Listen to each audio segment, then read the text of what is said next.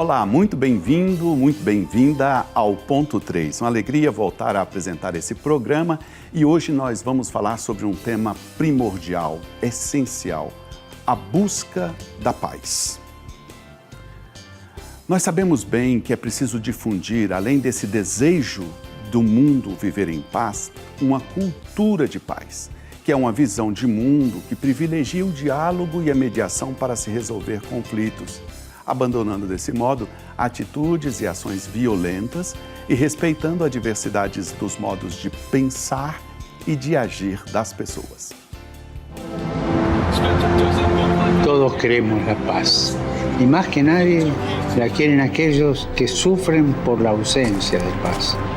Podemos hablar con palabras espléndidas, pero si en nuestro corazón no hay paz, no la habrá en el mundo. Con cero violencia y 100% de ternura, construyamos la paz evangélica que no excluye a nadie. Recemos juntos para que el lenguaje del corazón y del diálogo prevalezca siempre sobre el lenguaje de las armas. Depois de ouvir o Santo Padre, nós vamos anunciar então nossos convidados para essa reflexão de hoje. A gente fez questão de buscar duas pessoas que simbolizam muito nessa reflexão sobre a busca da paz. Alguém da militância, da busca da paz como militância, e alguém também do mundo acadêmico, da educação, para nos ajudar a repensar a nossa cultura e de propor uma cultura de paz. Eu recebo então os nossos convidados de hoje. Em primeiro lugar, o Daniel Seidel, que é secretário executivo da Comissão Brasileira de Justiça e Paz. E também recebo para a nossa conversa o Jorge Lasmar.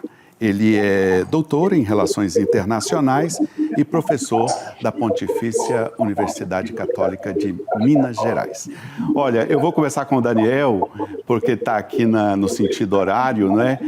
Daniel, eu te recebo, boas-vindas, e já te faço uma provocação. A gente fala tanto de paz e ainda tem guerra pelo mundo afora em quase todos os lugares. Isso sem falar das guerras internas, né, que são muitas também. Quais são para você os principais obstáculos para a gente buscar a paz hoje? Seja muito bem-vindo.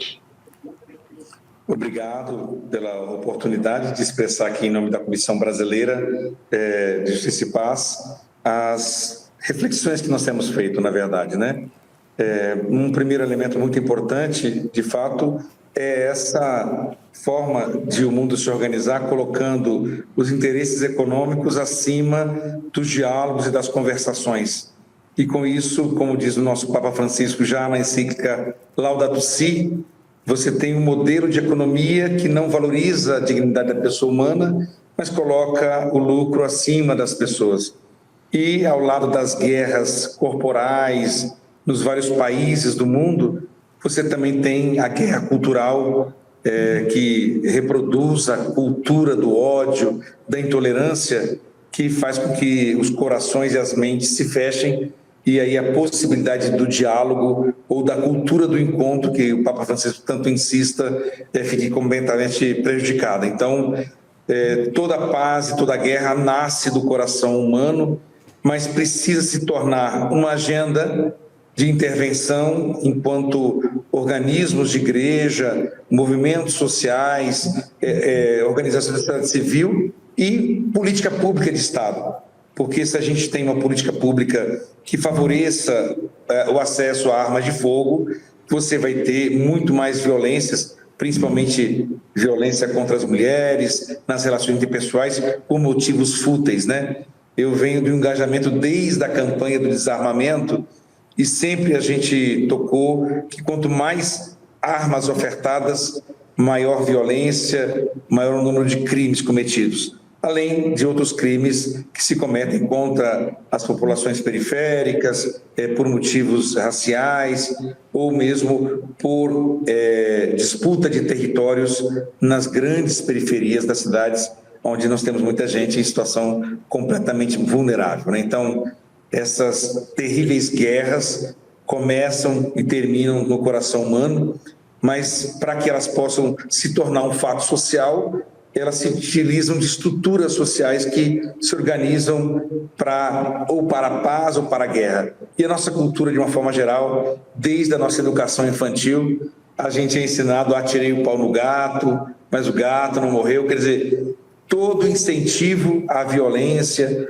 à intolerância, e hoje, pelo contrário, cada vez mais nós temos buscado uma sociedade que realmente busca essa compreensão, mas isso não é fácil, porque a facilitação da comunicação via redes sociais online deveria ser um lugar de encontro, de trocas e de verdadeira amizade social, como nos diz a encíclica Somos Todos Irmãos, Fratelli Tutti, do Papa Francisco, acaba se tornando lugares de manifestação, de desavença, de ódio e de ataques às pessoas que muitas vezes se escondem atrás de falsos perfis, né? Então, nós temos vivido muitos desafios e é uma complexidade muito maior agora que nós estamos vivendo nessa sociedade com todo esse pluralismo, mas onde as normas civilizatórias básicas de convivência, de respeito à dignidade da pessoa humana e à integridade da criação, muitas vezes não tem mais zelo por parte de grande parte, principalmente dos setores mais endinheirados da sociedade. Isso repercute, é claro, na formação de todo o tecido e corpo social. Certo.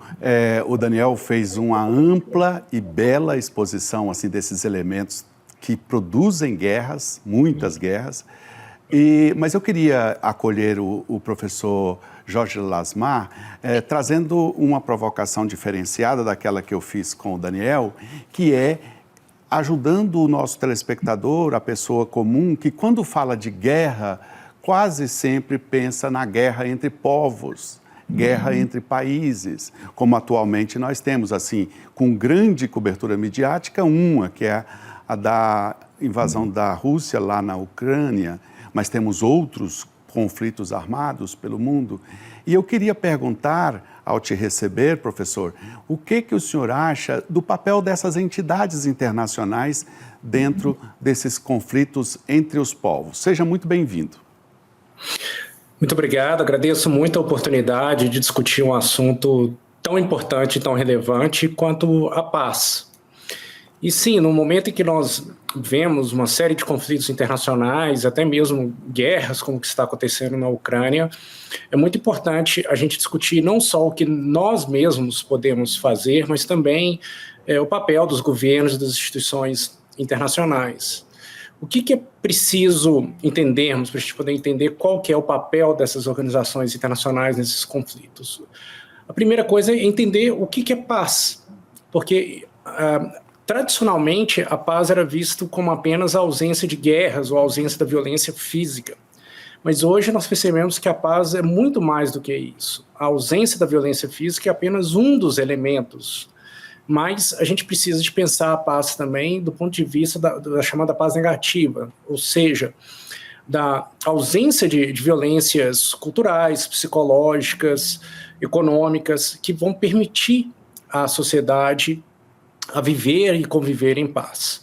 Então, as organizações internacionais têm um papel muito importante no sentido de tentar trazer esses diferentes grupos, essas diferentes populações, e não só trazer ali o cessar-fogo, mas de desenvolver a situação local, né? Mais do que simplesmente parar a guerra, o que é muito importante, é um exercício vital, mas é preciso que se tenha ali uma visão de ética, de substituir as relações de inimizade e antagonismo entre os povos por uma visão de ética, na qual a responsabilidade de cada grupo é uma responsabilidade construída pensando no outro, e que não se inclua e não se pense os outros povos numa lógica exclusivista, mas sim numa lógica de reconhecer a ambivalência, a heterogeneidade, a diferença entre as identidades, e entender que todos nós somos interdependentes.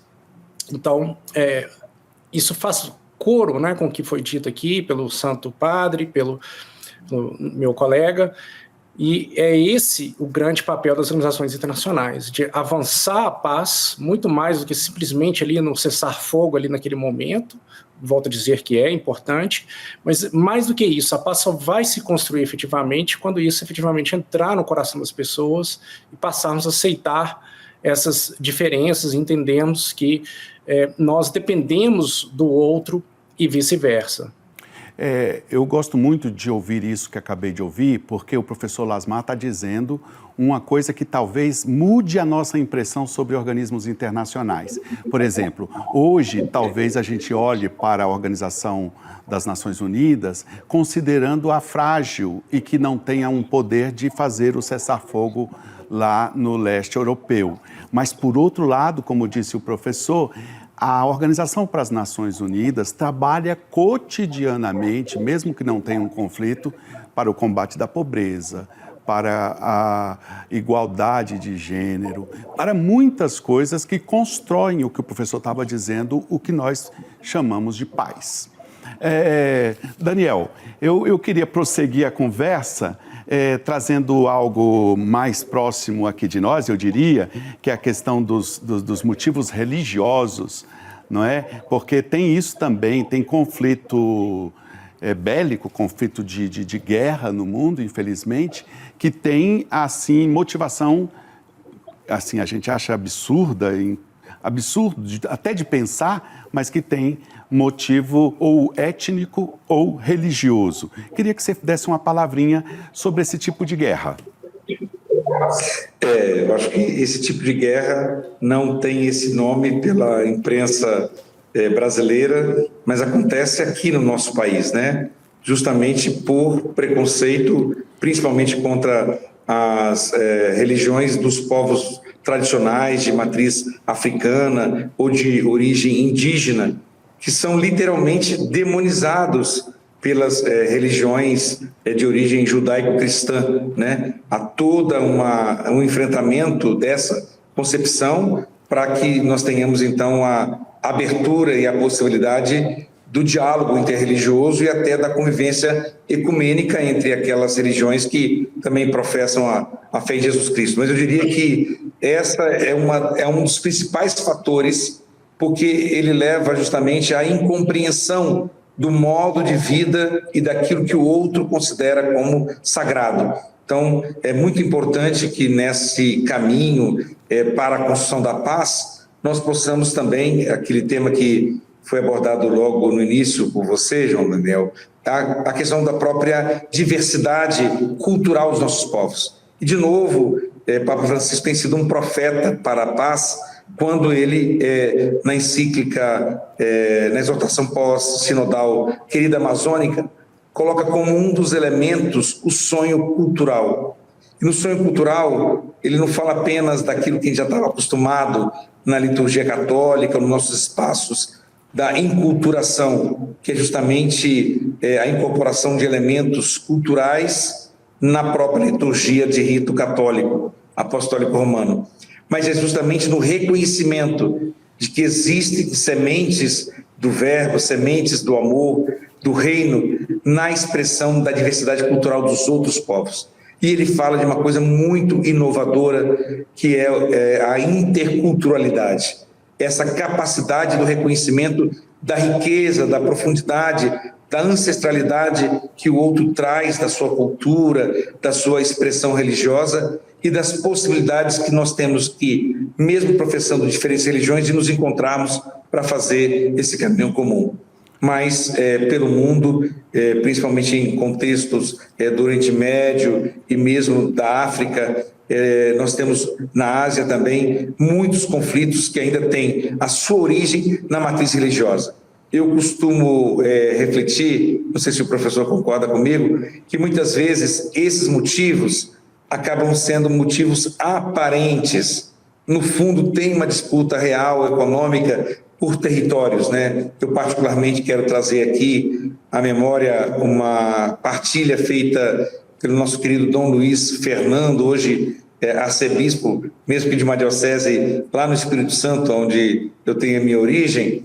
E ele, quando estava na África, em Moçambique, em Pemba, ele colocava muito claramente, quer dizer, se coloca como motivo aparente a questão étnico-religiosa, mas no fundo estava a desocupação dos territórios sobre os quais esses povos tradicionais habitavam, que possuíam muitas riquezas minerais e, por conseguinte, a sua apropriação por aqueles que tinham interesse de explorar aquela riqueza com fins econômicos internacionais. Então, não estou dizendo que ele não exista, mas muitas vezes ele é instrumentalizado em função de outros interesses que não se explicitam. Eu queria só esclarecer uma coisa importante, que os nossos convidados fiquem bem à vontade. Nosso programa chama Ponto 3 e eu fico aqui meio que jogando a bola para lá e para cá. Tenho aqui e ali algum pensamento, mas podem ficar à vontade para, vamos dizer, prosseguir, aprofundar alguma coisa que um diz e o outro diz, e eu fico no meio aqui tentando coordenar o trabalho.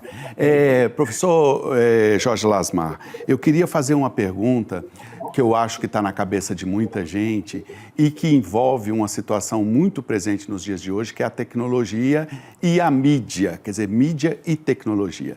Há guerras famosas, há guerras que o mundo todo sabe que elas existem. E há guerras invisíveis, não é? Há guerras que a gente não sabe como é que está, e guerras infinitas, eu diria até, certas guerras que parece que não acabam nunca, não é? Eu queria que o senhor falasse para nós sobre isso, sobre esses conflitos que passam para a normalidade, digamos assim, e também o papel da tecnologia nessa busca de paz diante desse cenário de conflitos que nós temos. Esse é um dos grandes problemas, né? Essa normalidade, essa normalização da violência, porque é isso que torna a violência uma violência estrutural. Ela passa a se institucionalizar e perpetuar. Por isso é muito importante não aceitar a violência e prestar atenção nesses conflitos e nessas minorias que muitas vezes não têm voz para poderem ouvir aí na grande mídia, no dia. E aí o papel da tecnologia. O papel da tecnologia eu vejo aí de duas maneiras. A primeira maneira é exatamente a missão que a tecnologia pode dar, de dar voz a essas pessoas, essas minorias, e também um espaço para a construção do diálogo, para a produção de pistas, que pode contribuir muito aí para a solução de diversos conflitos de violência. E também a própria questão do papel, da responsabilidade das mídias em cobrir essas situações, em chamar a atenção, de fazer uma cobertura responsável dos atos. Mas é preciso prestar atenção também ao outro lado, ao lado da exclusão digital. A gente vive realmente hoje um mundo totalmente conectado, mas a gente ainda tem aí uma série de minorias, uma série de população que não tem acesso à internet, aos meios de comunicação. Então, é importante que essas soluções tecnológicas comecem a pensar em como trabalhar essa inclusão para trazer, aumentar o seu alcance, trazer também essas pessoas para dentro do âmbito da tecnologia. Eu lembro de situações como o do Afeganistão, por exemplo, que o governo americano passou distribuindo panfletos pelas vilas, mas o índice de analfabetismo daquelas vilas era enorme. Então, isso são tentativas, instrumentos ali de transformação do conflito que tem muito pouco alcance. É preciso trabalhar a questão do empoderamento, da emancipação dessas populações vulneráveis, perigo, e muitas vezes a tecnologia pode ser um grande auxiliar nesse processo, mas o trabalho humano também ali do acordo, da inclusão dessas pessoas é absolutamente essencial. A tecnologia é um grande fator, mas ela também não é a solução para tudo. Está muito certo. Professor, eu queria também lembrar que nós, quando convidamos alguém para vir conversar conosco aqui no Ponto 3, nós queremos também valorizar a origem desse convidado e a ligação que tem com o nosso tema. Nós estamos falando de busca da paz, uma busca global, e eu vou então primeiro deixar a palavra para o Daniel, depois voltar para o professor Jorge Lasmar para falar das suas origens e do que tem feito nas suas origens, como é a busca da paz nas suas origens. Começo com o Daniel, porque ele faz parte, ele é o secretário executivo, né, da Comissão Brasileira de Justiça e Paz, um órgão ligado à CNBB. Então, a partir da comissão, como é que se busca a paz? Que exemplo a gente podia dar? Bom, então, um primeiro caminho para buscar a paz que a gente utiliza, e atualmente eu estou coordenando uma pós-graduação em Dimensão Social da Fé junto à Unicap, Universidade Católica de Pernambuco, que é dirigida pelos jesuítas, é a educação para a paz.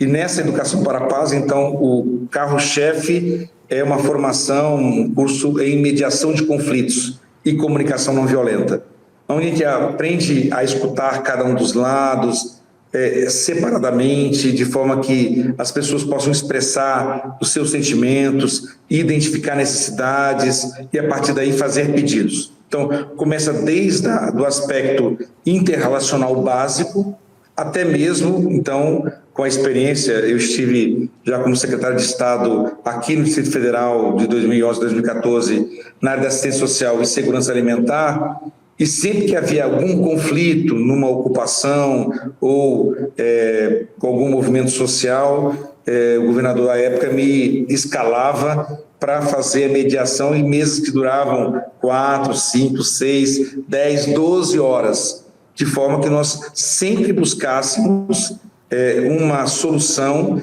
que pudesse atender não as posições iniciais, muitas vezes, de ficar naquele território ou de ter que sair daquele território, mas aquelas necessidades que estão por detrás, às vezes, daquelas posições, que se não tiver uma pessoa, um terceiro, que possa se apresentar de forma a escutar, não se teria muita possibilidade. Então, tudo isso nós organizamos num projeto por uma cultura de paz no Brasil, superando as violências, e ao lado dessa ação de educação para a paz, então, todo o engajamento da Comissão Brasileira, na época, na rede Desarma Brasil, quando nós tivemos o plebiscito sobre o tema do desarmamento, e todo o aspecto que ainda nós continuamos a perseguir na perspectiva da incidência política no Congresso Nacional e de uma campanha da qual nós somos uma das 22 organizações que a promovem, que se chama Campanha Vida por um Fio,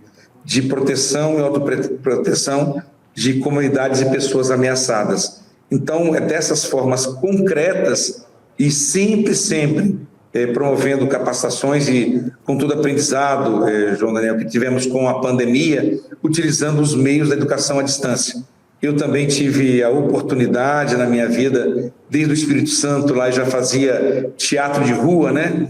Teatro do oprimido, e aqui em Brasília, então, tive a oportunidade de fazer a formação na área do sociodrama, do psicodrama, e hoje eu já tenho aí meus 25 anos de carreira como profissional da área e como professor na pós-graduação nessa área, e a gente utiliza então essas técnicas que envolvem pensamento, corpo e emoção para fazer o desenvolvimento desse papel de ativistas pela paz, de mediadores de conflito, de pessoas que possam construir esses espaços de escuta. Na própria Igreja do Brasil, a gente também é muito chamado para fazer, às vezes, a mediação de algum movimento social que quer dialogar com a CNBB. Eu participei do encontro de diálogo que o Papa Francisco promoveu com os 3 T's, né, de terra, teto e trabalho. Integro também a comissão da 6ª Semana Social, que tem a temática dos 3 T's também, ou seja, um dos papéis primordiais da Comissão Brasileira de Justiça e Paz, além de se posicionar sempre em favor dos direitos humanos, da integridade da criação, é sim ser essa voz a partir do ensino social da Igreja, a partir do Evangelho, na busca dos diálogos, das mediações necessárias e até na superação realmente das causas da violência. A gente sempre tem atitude solidária de acolhimento às vítimas da violência e até a incidência para que essas políticas públicas realmente funcionem no nosso país, e tem uma caminhada longa a partir dos planos nacionais de direitos humanos e de toda uma construção de política pública de Estado a esse respeito. Mas, ao mesmo tempo, nós temos, então, um ativismo. Nós temos uma rede de 43 comissões lideradas por cristãos leigos e leigas batizados não ordenados, como a gente chama na Igreja Católica, né? E temos umas outras 27, então, ao todo são mais de 60 comissões espalhadas por todo o Brasil que procuram ser essa presença em situações onde os direitos estão sendo violados, buscando sempre a organização desses protagonistas para que eles possam se levantar desse abandono, desse chão da violência, poderem então se organizar e aí poderem de forma democrática e pacífica e não passiva, lutar pela paz, né? Parece contraditório, mas é isso. Ou a gente constrói uma agenda e luta pela paz, ou simplesmente a paz não acontece. Começa no nosso coração, mas tem que ir para as nossas pernas, para o nosso braço, para o nosso coração. E a partir daí a gente consegue sim, na sociedade, ter esse ativismo em favor da paz. E por isso, tão logo houve o resultado das eleições majoritárias do Brasil, um dos pedidos que nós encaminhamos ao governo de transição à época foi que houvesse a revogação daqueles decretos que possibilitavam acesso ao uso de armas pela população civil no Brasil. E eu tenho a alegria de compartilhar que isso foi atendido no primeiro dia dessa gestão atual do governo federal, o que para nós significou uma efetiva escuta do nosso clamor.